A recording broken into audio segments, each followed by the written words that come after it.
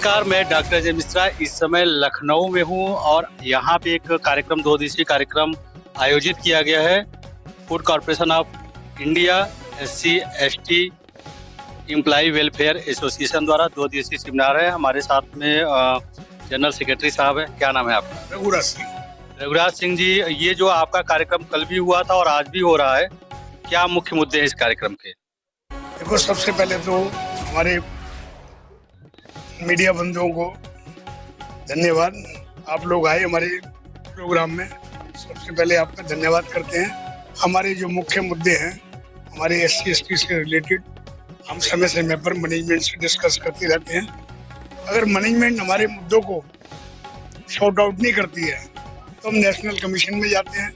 National commission से हमें relief मिलता है और कुछ मुद्दे इतने सीरियस होते हैं वो नेशनल कमीशन भी शॉर्ट आउट करने की पूरी कोशिश करता है, लेकिन डिसीजन नहीं हो पाते तो हम फिर पार्लियामेंट कमेटी में, जिसके 30 सांसद हैं, 20 लोकसभा के, 10 राज्यसभा के, उनके समक्ष बैठकर मैनेजमेंट के सामने ये एसोसिएशन डिस्कस करती है और वहाँ से हमें निश्चित ही हमारे लोगों को लाभ मिलता है। एक लेखक बहुत प्रोमिनेंट रहे, तुलसीराम जी नाम था उनका, मुर्दहिया, उन्होंने किताब लिखी थी जिसमें उन्होंने भारतीय सिस्टम में किस तरीके से SC ST पे भेदभाव किया जाता है अन्य कास्ट के द्वारा। आपके भी आज समाचार पत्रों में लिखा गया है कि आप लोगों का जो प्रमोशन ड्यू होता है, चीज़ें ड्यू होती है, बहुत तरीके के अलग अलग भेदभाव हो रहे हैं। आज़ादी के 7 दशक से अधिक का समय व्यतीत होने के बाद भी क्या आज भी आप चैलेंजेस फेस कर रहे हैं उसी तरीके का? देखो, मैनेजमेंट की ये पॉलिसी होती है कि जब SC ST का अधिकारी कोई क्लर्क अफसर बनने जा रहा है तो इसको किसी न किसी केस में फंसा के उस पोस्ट से वंचित रखे, चाहे कैटेगरी 1 हो। मैनेजमेंट नहीं चाहती ये हमारे ऊपर आके राज करे और ये डिसीजन मेकर। तो यहाँ मैनेजमेंट अपना जो रोल अदा करती है, इसमें कहना है कि जनरल कास्ट का बहुत बड़ा योगदान है हमारे लोगों को इससे वंचित रखे। एक पार्टिकुलर चुनाव के बाद आप एक जगह पे तो पहुंचते हैं, उसके बाद एक प्रमोशन की अपनी एक प्रॉपर पॉलिसी गवर्नमेंट की है, उसके बावजूद भी ये चैलेंजेस झेलने पड़ते हैं कि किसी तरीके से आपको अवरुद्ध किया जाए, उस लेवल पे पहुंचना ना दिया जाए, या वो जो एक चीज़ें आपको आसानी से मिल जानी चाहिए वो ना मिल जाए। देखो, हमारा ये है कि बाबा साहब के संविधान के तहत जो उन्होंने संविधान बनाया है उसके तहत ही हम गवर्नमेंट से अपनी रिजर्वेशन पॉलिसी पर डिस्कस करते हैं और उसी के तहत हमें अधिकार मिलते हैं। हम कोई गवर्नमेंट से कोई भीख नहीं मांगते। ट्रांसफर पॉलिसी या प्रमोशन पॉलिसी जो समय समय पर गवर्नमेंट की गाइडलाइन इशू होती है उसके तहत ही हम बेनिफिट मांगते हैं। व्यवहारिक रूप से जो वर्क प्लेस है जहाँ पे आपके साथी पूरे भारत से लोग जुटे हुए हैं, जो साथी काम करते हैं, वहाँ भी क्या ये भेदभाव का देखने को मिलता है? जहाँ काम करने की बात होती है मिलकर जहाँ काम कर रहे हैं, पूरे हिंदुस्तान में अपर कास्ट कोई भी अधिकारी नहीं चाहता कि SC ST का अधिकारी किसी कुछ पोस्ट पर बने। अभी आपका जो ये एसोसिएशन है ऑल इंडिया लेवल का है, कितने इसमें लोग सदस्य हैं आपके? क्या देश के FCI के जितने भी SC ST एम्प्लॉय हैं सभी हैं या अभी कुछ रह गए हैं जुड़ने के लिए? नहीं, हमारे साथ ये संस्था 1980 से रजिस्टर्ड है। 1978 में इसका जन्म हुआ, रजिस्ट्रेशन 1980 में हुआ। जब से FCI 4 साल बाद ही 1965 में FCI बनी, 4 साल बाद ही हमने अपने SC ST के अधिकारों के लिए इस संस्था में जो भी हमारे सीनियर लीडर्स थे उन्होंने इसको खड़ा किया और आज इस मुकाम पर है कि हम अपनी बात बड़ी आसानी से मैनेजमेंट के सामने रखते हैं और मैनेजमेंट भी जो हमारी सही जो पॉलिसी होती है उसको मजबूरन उसको रिवाइज करना पड़ता है, उसका हम एसोसिएशन के माध्यम से लाभ देते हैं। अभी पूरे भारत से अगर देखा जाए तो लगभग कितने साथीगण हैं जो जुड़े हुए हैं इस एसोसिएशन में? पूरे हिंदुस्तान में यही एसोसिएशन है जो एम्प्लॉय जो हित की बात करती है। सिर्फ FCI के लोग इस पे जुड़ते हैं या और भी जो सरकारी विभाग है जहाँ पे SC ST के लोग कार्य करते हैं वो भी जुड़ सकते हैं आपसे?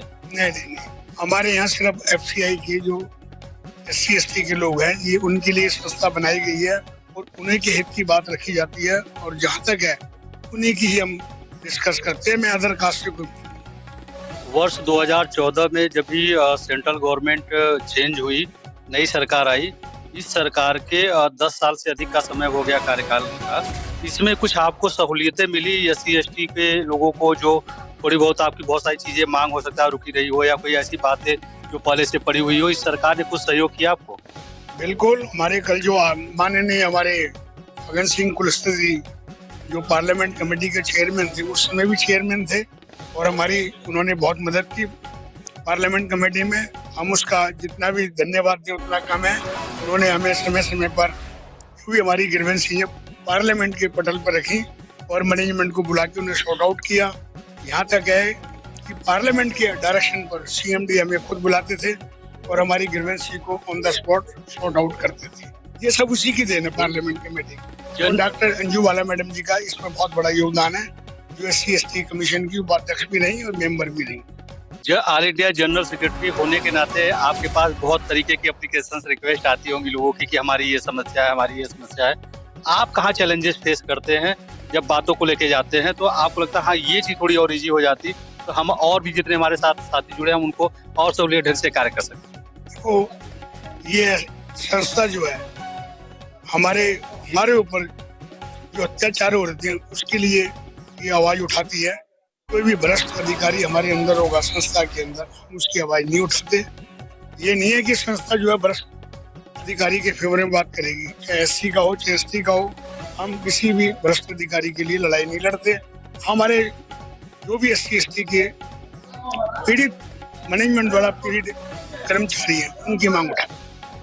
ये जो लखनऊ में आपका 2 दिवसीय सेमिनार आयोजित हो रहा है, कल का कार्यक्रम हो चुका, आज हो रहा है, मुख्य मांग क्या है कि मतलब इस सेमिनार से कंक्लूजन क्या निकल कर आने वाला है कि इन बातों पे कार्य करने की जरूरत है? इसमें हमारी जो ऑल इंडिया कॉन्फ्रेंस हो रही है, कोरोना काल 2 साल हमारा डिले रहा, 2 साल पहले होना था। ये जो कोरोना काल के बाद ये कॉन्फ्रेंस हो रही है, इसमें यही है कि एक सभी जितने भी हमारे प्रदेशों से regional secretary, president, zonal secretary, zonal president, district secretary, district president, इनको अधिकार है कि किसी भी नेता को बदलने का, युवाओं को लाने का। हमारा भी मेन उद्देश्य है कि हम food corporation of India SC&ST welfare employee welfare association की अभी जनरल सेक्रेटरी से बात की थी हमने। अभी एक साथी हमारे साथ में है। कहाँ पर, किस स्टेट से, किस राज्य से हैं आप? मैं आया हूँ अरुणाचल प्रदेश। तो अरुणाचल प्रदेश की जो आपका एसोसिएशन की इकाई है उसके किस पद पे हैं आप? मैं एक्चुअली नॉर्थ ईस्ट जोन का जोनल सेक्रेटरी हूँ। नॉर्थ ईस्ट के आप जोनल सेक्रेटरी हैं। क्या नाम है? मेरा नाम श्री पीयूष दास है। पीयूष दास है। ये जो आपका संगठन है ये बहुत पुराना, जैसे आपने बताया कि 1980 से कार्य कर रहा है अभी। हाँ बोलिए। ये तो इंसेप्शन बहुत पहले से 74-75 से स्टार्ट हुआ, लेकिन उनका जो रिकॉग्निशन रजिस्टर्ड हुआ है, रजिस्टर्ड S1357 न्यू दिल्ली का अंडर में रजिस्ट्रेशन हुआ है, वो 1980 में हुआ है। जितना मुझे जानकारी है, मुझे उतना 1980 में हुआ कंफर्म है। और ये पूरे भारत में हमारे जो भारतीय खाद्य निगम के कर्मचारी है, शेड्यूल कास्ट हो, शेड्यूल ट्राइब, सब इसमें जुड़े हुए हैं। और ये 1980 से हमारा एकता का मजबूत करने के लिए ये हमारे जो मैनेजमेंट है उनका अपना जो ग्रीवेंस जो है, अपना जो मांग है, जो भी अगर हम जब देखते हैं कि हमारे कोई कुछ हमारा मैनेजमेंट हमारा प्रॉब्लम सॉल्व नहीं कर रहा है, तो ही हमारे एसोसिएशन के जरिए हमारा मांग पूरे करते हैं। हमारे ऑल इंडिया लेवल में, नेशनल लेवल में आज का दिन आप रघुराज सिंह है, वो ऑल इंडिया प्रेसिडेंट है, ऑल इंडिया सेक्रेटरी है, और पवन कुमार वो ऑल इंडिया प्रेसिडेंट है। तो ये हम लोग को ऑल ओवर इंडिया में कोने कोने में लोग जाते हैं, जाकर मीटिंग करते हैं। ये जो हमारे एसोसिएशन की एकता की लाने के लिए हमेशा कोशिश कर रहे हैं। हम भी देखिए यहाँ पर अभी कितने दूर दूर से all parts of the country, Bharat के कोने कोने से ये लोग आए हैं।